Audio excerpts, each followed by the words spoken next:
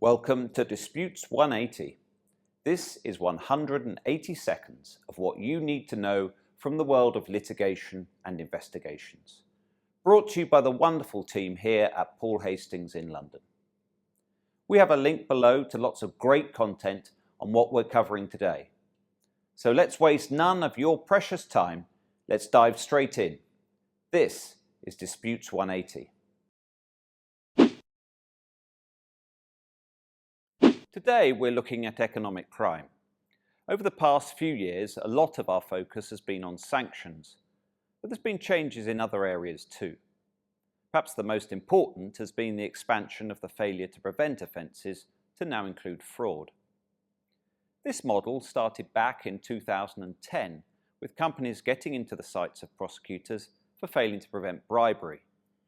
Since then, the principle of failure to prevent has been extended, first to the facilitation of tax evasion and then, earlier this year, to fraud offences.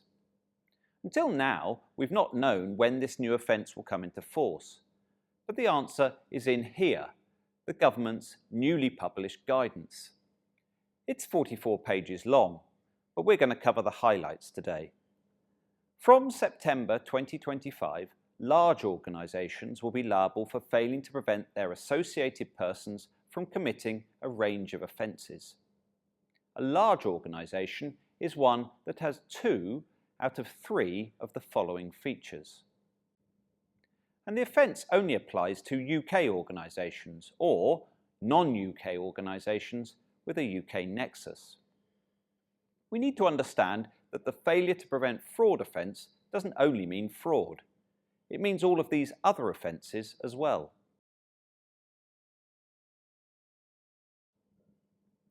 Crucially, an organisation will only be guilty if they fail to prevent a person associated with them from committing the offence.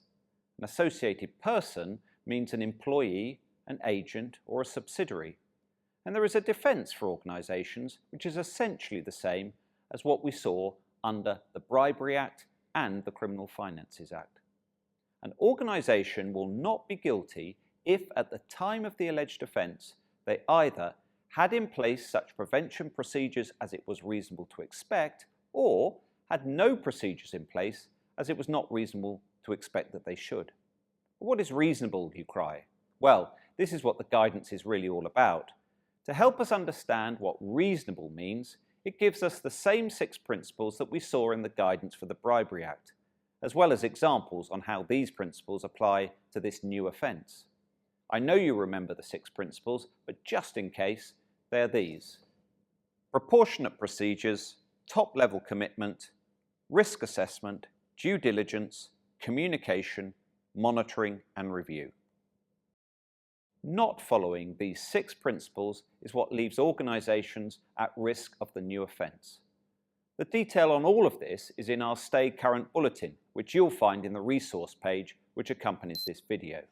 And, of course, if you'd like to chat this through, please do get in touch. And that's your 180 for today. If you want to join a live version, we host regular events at the Paul Hastings office here in London, including our 2 flagship series, Developments in Disputes and The Future of International Arbitration. To make sure you don't miss out on any of this great content, follow our Paul Hastings LinkedIn page. If you've enjoyed this edition of Disputes 180, why not look out for the next one? That way, you'll have done a full 360.